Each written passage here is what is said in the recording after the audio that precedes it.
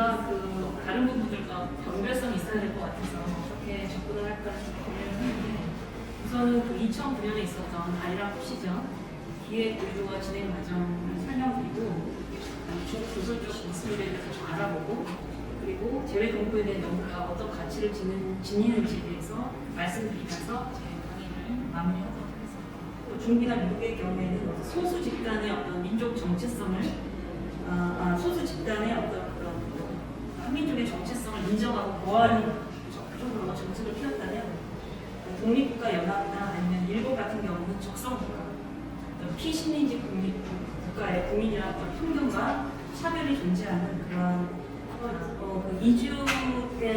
이주한 그런 한민족들을 하나의 경험으로 이론적으로 정의 내리기는 상당히 어렵습니다. 그래도 한민족들이 이주해서 어떤 그 나라의 어떤 역사적이고 구조적인 조건 안에서 어떤 그들의 삶을 영위하고 작업을 진행했다는 점에서 어떤 공통된 측면도 찾아볼 수가 있습니다. 그래서 지역적 범위는 한반도 주변국인 중국, 일본, 독립국가 연합으로 한정했고, 시기 및 작가의 범위도 1945년 광복 이전에 이주한 이주자와 후손들로 하였습니다. 그 이유는 근대기인 19세기 중엽부터 20세기 중엽까지 이 지역들이 우리의 근대사를 고스란히 반영하고 있기 때문에 근대사를 중심으로 해서 그들의 후손으로 어떻게 이제 3세대까지 오는지를 살펴보는 전시를 진행했습니다. 그리고 중국에서는 중국 연변미술가협회 부주석 겸 비서장인 인파라는 분을 통해서 연변과 북경의 작가들을 2005년에서 8년 소개받고 작품을 실사할 수 있었습니다. 그 전시를 진행하면서 어려운 점이 많았습니다.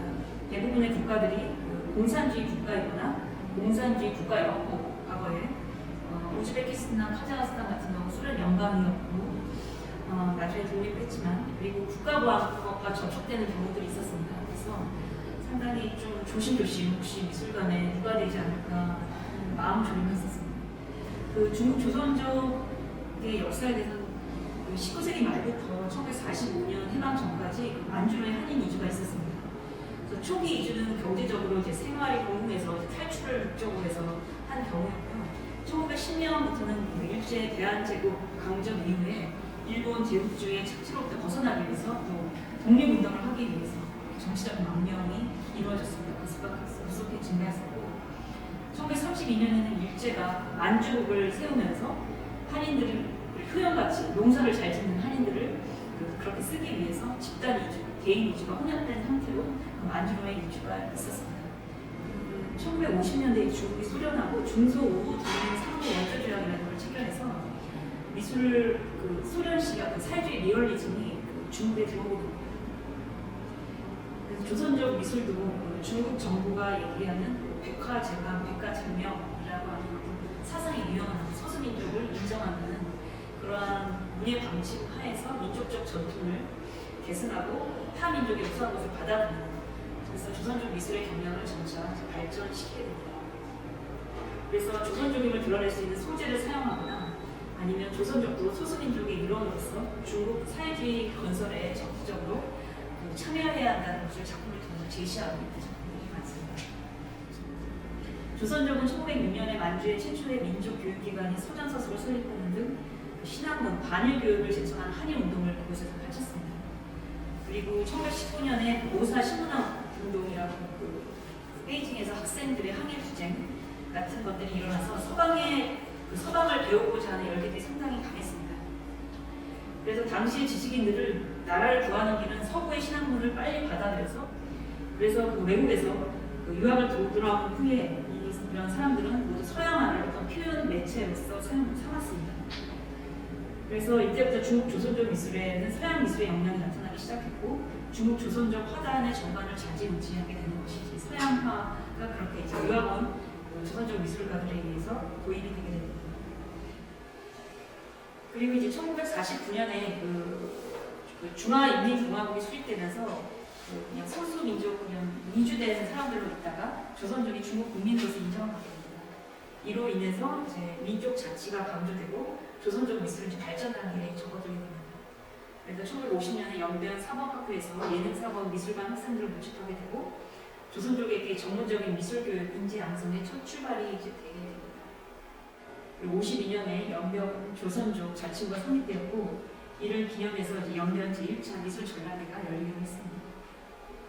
이것은 이제 조선족 미술 문화의 형성과 발전의 서막을 열어준다는 점에서 역사적인 의의를 갖는다고 할 수 있겠습니다.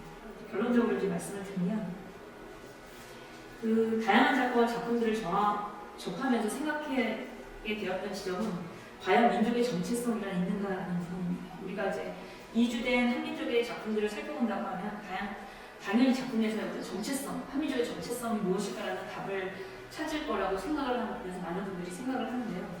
제가 실제 많은 리서치를 하면서 그리고 작품을 접하면서 느꼈던 것은 과연 이런 민족의 정체성이라는 것이 과연 있을까라는 부분입니다. 이주 세대가 내려오면서 민족의식이 점차 희박해지고 있다는 점에서 그 3세대 이상의 작가를 과연 그 한민족으로 봐야 될지에 대한 이론도 있을 수 있습니다.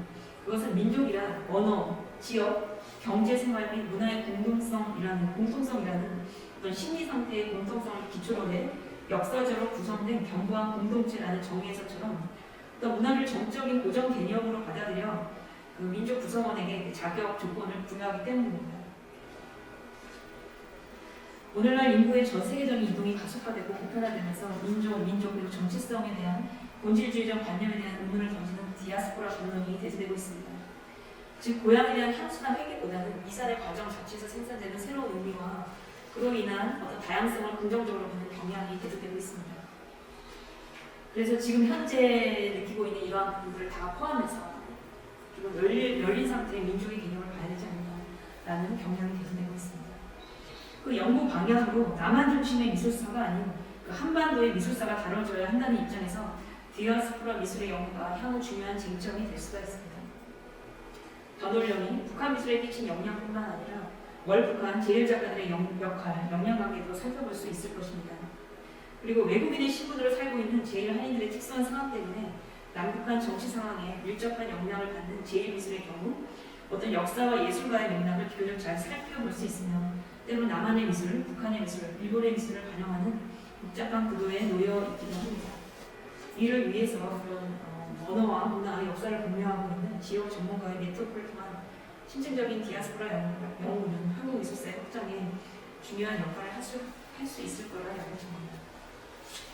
네, 이런 결론으로 이런 발표를 마무리하도록 하겠습니다. 네. 감사합니다.